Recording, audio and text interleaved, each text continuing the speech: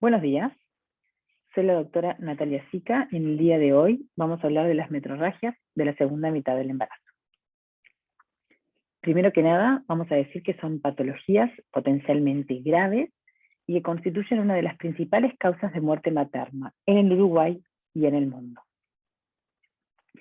Y vamos a comenzar definiéndolas.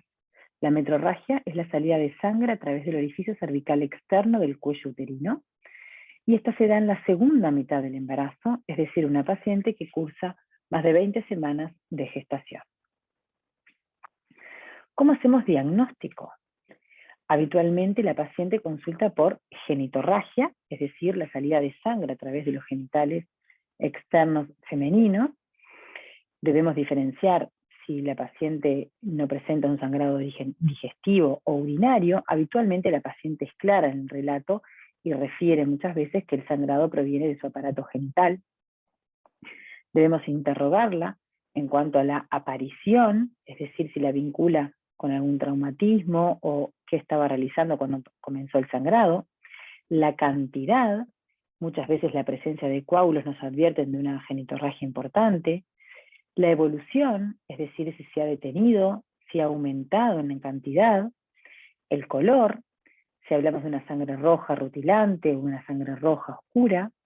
Si esta se acompaña de dolor abdominal o de contracciones uterinas dolorosas, así como también debemos interrogar elementos que nos hablan de una repercusión, ya sea hematológica o hemodinámica, como es el estado de conciencia, lipotimias, etc. Cuando nos enfrentamos frente a este diagnóstico o este motivo de consulta, mejor dicho, debemos evaluar un examen físico primero que nada general, evaluar la repercusión hemodinámica, es decir, si la paciente está lúcida, vigil, si está taquicárdica o no, si está hipotensa. Debemos evaluar la repercusión hematológica, evaluando la coloración de piel y mucosas, ya que una hipocoloración de las mismas nos habla de una anemia clínica. En lo obstétrico es fundamental ir a evaluar el tono uterino. El tono es el estado de semicontracción de la fibra muscular lisa, el cual, si es normal, nos permite una correcta semiología fetal, es decir, nos permite palpar partes fetales, y si estamos frente a una hipertonía, la misma nos imposibilita la correcta palpación de partes fetales, siendo este un tono uterino aumentado. Por supuesto que debemos evaluar la presencia de latidos fetales y si estos están en rango de la normalidad. Si la hemodinamia de la paciente nos permite, colocaremos a la paciente en posición ginecológica para realizar el examen genital, como siempre cuidando el pudor de la misma, con una buena fuente de luz. Evaluamos en el apósito la cantidad de sangrado y debemos topografiarlo, es decir, evaluar de dónde proviene el sangrado. En ausencia de lesiones a nivel de la vulva, descartamos una vulvorragia. La inspección profunda se realiza mediante la especuloscopía, en la cual evaluamos si hay una lesión a nivel vaginal, descartando una colporragia, así como una cervicorragia, y si objetivamos la presencia de salida de sangre a través del orificio cervical externo, es que estamos en presencia de una metrorragia. Sepan ustedes que muchas veces la paciente puede consultar y el sangrado ya está detenido. Entonces, en ausencia de lesiones vulvovagino-cervicales, podemos hacer diagnóstico retrospectivo de una metrorragia. Y para realizar el tacto vaginal debemos evaluar la necesidad, riesgo-beneficio de hacerlo y dónde es que estamos ubicados, si es que estamos en un centro que cuente con un CTI, con un bloque quirúrgico, ya que si se trata, por ejemplo, de una placenta previa, la realización del tacto vaginal nos puede llevar a la movilización de cotiledones y aumentar el sangrado. ¿Y cuáles son las causas de las metrorragias de la segunda mitad? Tenemos a la placenta previa, al desprendimiento de placenta normoinserta, y de estas dos entidades es de las que vamos a hablar a continuación, y también está la rotura uterina y la rotura de la vasa previa. La rotura uterina es la solución de continuidad de la pared del útero, es decir, se rompe el útero. Esto sucede en pacientes habitualmente con cicatrices uterinas previas, y la rotura de la vasa previa es cuando habitualmente el cordón en esas pacientes se inserta en forma velamentosa, es decir, en forma excéntrica del disco placentario, pasa por debajo de la presentación y durante el trabajo de parto se produce la rotura de estos vasos, con la consiguiente sangrado masivo, ambas, estas dos últimas entidades de mucha gravedad, y que se presentan como metrorragias gravídicas durante el trabajo de parto. Vamos a definir a la placenta previa como la inserción total o parcial de la placenta en el segmento inferior del útero. El segmento inferior uterino es una zona intermedia entre el cuerpo uterino y el cuello.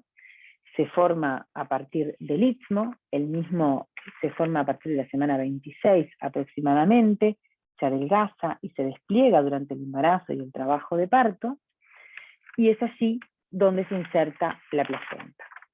El diagnóstico de esta entidad es un diagnóstico clínico de corroboración ecográfica y de confirmación anatomopatológica al confirmarse el signo de Barth, que clásicamente se lo define como el sitio de rotura de las membranas y el borde placentario a menos de 10 centímetros.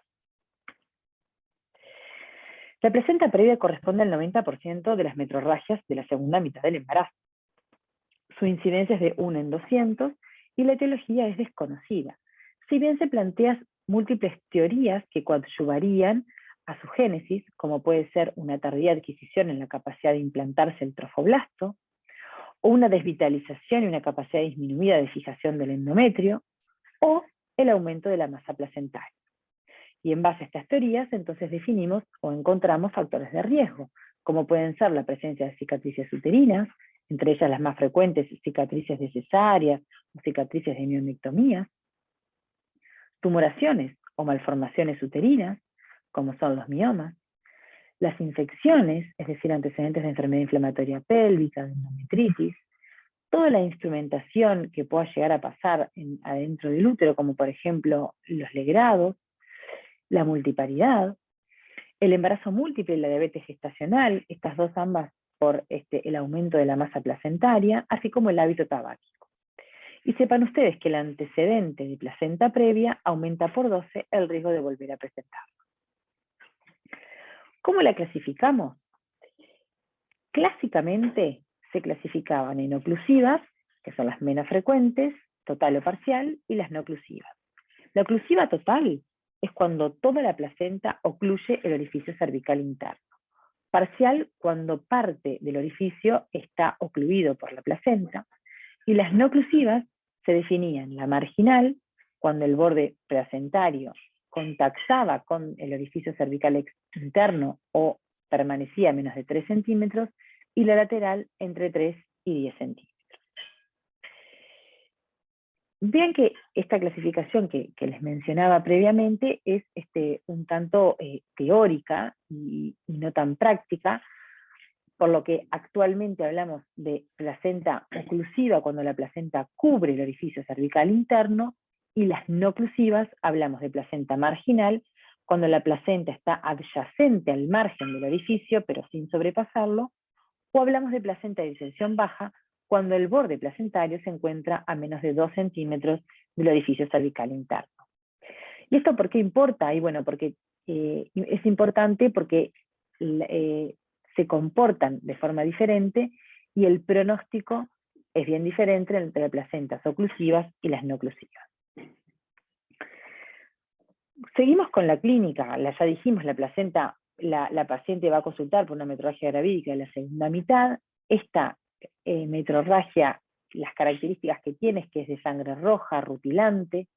Los episodios son repetitivos, es decir, que cada vez de mayor entidad, por eso hablamos de la famosa gota, mancha, chorro, para recordar que la historia natural de la placenta previa es a repetir el sangrado y a reiterarlo en mayor cantidad, que la repercusión hematológica y hemodinámica de la paciente es acorde al sangrado externo, porque el sangrado es materno, y que cursa con un tono uterino normal. Todas estas características lo diferencian, desde el punto de vista clínico, del desprendimiento prematuro de placenta. En cuanto a la fisiopatología, o sea, ¿por qué se sangra? Bueno, la hemorragia se produce por un desprendimiento de los cotiledones, por diferentes mecanismos, ya sea durante el embarazo o durante el trabajo de parto, Y como dije previamente, el sangrado siempre es materno. ¿Cuáles son las complicaciones a nivel materna? Anemia, shock hipovolémico y que puede conducir a la muerte materna. A nivel fetal, distocias de la presentación, ya que la placenta tiene una inserción anómala, y los riesgos vinculados a la prematurez. Y a nivel ovular, la rotura prematura de membranas, ya que las membranas son de consistencia más firmes y rugosas, y el acretismo placentario. El acretismo placentario se define como la invasión de las vellosidades coriales en el miometrio, que dependiendo de qué tan profundos lo invaden, se lo clasifica como placenta acreta, increta o percreta, cuadros graves que pueden llevar a la necesidad de una esterectomía de urgencia. En cuanto a la paraclínica, vamos a solicitar, ya dijimos que el diagnóstico es clínico, de corroboración ecográfica, vamos a solicitar un hemograma para evaluar la repercusión hematológica y el grupo sanguíneo en vistas a una eventual reposición con concentrado de glóbulos rojos, así como también si la paciente es RH negativa debemos realizar inmunoprofilaxis antiviral. La ecografía obstétrica, la cual es muy importante porque va a evaluar la topografía de la placenta y nos va a hablar de la variedad anatomoclínica de la misma. Como dijimos anteriormente, el pronóstico es diferente si estamos frente a una placenta oclusiva o no oclusiva, y a su vez si es anterior o posterior, ya que las placentas anteriores, sobre todo en pacientes con cicatrices uterinas, tenemos el riesgo del acretismo placentario, y así la ecografía nos permite utilizar mediante la técnica del Doppler, evaluar o sospechar la presencia del acretismo placentario, y así es donde cobra lugar la resonancia nuclear magnética en aquellas pacientes en que sospechamos acretismo, para evaluar el grado de invasión trofoblástica a dicho nivel. En cuanto al tratamiento, vamos a internar a una paciente en un centro obstétrico de tercer nivel, que cuente con CTI materno y neonatal, reposo, una vía venosa periférica, vamos a evitar los tactos vaginales, colocaremos un apósito para cuantificar el sangrado, y comenzaremos una reposición que va a depender por supuesto del estado de la paciente, desde cristaloides, coloides, hierro, o transfusión de glóbulos rojos. Si corresponde, porque estamos frente a un embarazo de pretérmino, realizaremos inducción de la maduración pulmonar fetal, y si la paciente es RH negativa, la inmunoprofilaxis antiviral. ¿Y cuál es la conducta obstétrica? Bueno, como siempre, la conducta depende de la salud materna y de la edad gestacional. Sepan ustedes que si estamos frente a un sangrado abundante, severo, con repercusión hemodinámica, la conducta va a ser la interrupción del embarazo independientemente de la edad gestacional. En cambio, si estamos frente a un sangrado leve, a moderado, con tendencia a disminuir, y máxime en un embarazo de pretérmino, adoptaremos una conducta expectante y vigilante de la salud materno-fetal. Muchas veces necesitamos reponer a la paciente, realizaremos inducción de la maduración pulmonar fetal y interrumpiremos estos embarazos cuando lleguen al término. En cuanto a la vía de finalización, las placentas oclusivas no admiten un parto vaginal, por lo tanto se deberá coordinar una cesárea, y las placentas no oclusivas sí se puede sobrevenir y se puede atender el parto vaginal, sabiendo que es un trabajo de parto de alto riesgo, el cual puede tener y generar sangrado, y existe una maniobra, que es la maniobra de Pusos, que es una amniorexis precoz, que podemos realizar cuando la presentación está encefálica, lo cual hace que la presentación se apoye sobre los cotiledones y disminuzca la hemorragia durante el trabajo de parto. Bien, dicho esto, vamos a hablar brevemente del desprendimiento de placenta normoinserta, la otra entidad de la metrorragia gravídica de la segunda mitad, el cual lo definimos como el desprendimiento total o parcial de la placenta de su sitio normal de inserción antes del alumbramiento, cuyo diagnóstico es clínico. Es una emergencia obstétrica con una elevada morbimortalidad materno-feto-neonatal, La incidencia es de un 2%, la gran mayoría de los casos son leves a moderados y un 20% son severos y cursan con óbito fetal.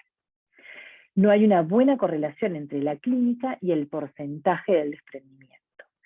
Lo vinculamos a estados hipertensivos del embarazo, a los traumatismos y a la evacuación intempestiva de un polidrama. Los factores de riesgo para el mismo son el antecedente de un desprendimiento de placenta no inserta, la edad materna mayor a 35 años, el embarazo múltiple, el consumo de cocaína y de pasta base de cocaína. En cuanto a la clínica, y vean ustedes, para diferenciarla de la placenta previa, en este caso la metrorragia es escasa y de sangre oscura. La repercusión materna no es acorde al sangrado externo, cursa con dolor abdominal y un tono uterino aumentado, y habitualmente con un compromiso de la salud fetal. En cuanto a la fisiopatología, la Escuela Uruguaya de Fisiología de Álvarez y Caldeiro Barcia explicaba que la base de este cuadro es la hipertonía uterina, la cual es generada por una alteración en la microcirculación que se puede vincular a diferentes factores, como por ejemplo, en un estado hipertensivo, el vasoespasmo ocluye la microcirculación, con la consiguiente hemorragia a nivel de la decidua, y la hipertonía uterina, porque se irrita el miometrio.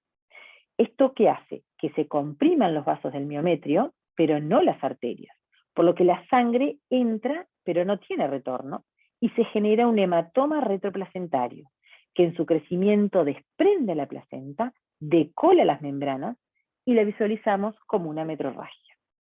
Y dicho hematoma es el responsable de la repercusión fetal y materna, con muy poquita repercusión o salida de sangre al exterior. ¿Cuáles son las complicaciones a nivel materna? El shock hipovolémico, la coagulación intravascular diseminada, porque ese hematoma consume plaquetas, el útero atigrado de Cuvelier, que puede generar una atonía uterina, y la transfusión masiva materno-fetal. A nivel fetal, la hipoxia fetal y la muerte fetal intrauterina, y a nivel neonatal, todas las complicaciones vinculadas a la prematurez, así como también el síndrome hipóxico isquémico.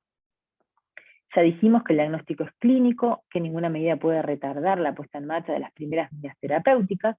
Vamos a solicitar un hemograma, una crasis y un grupo sanguíneo. El hemograma para evaluar la hemoglobina y las plaquetas, la crasis para ver cómo está la coagulación y el grupo sanguíneo en vistas a la reposición con glóbulos rojos, así como la inmunoprofilaxis.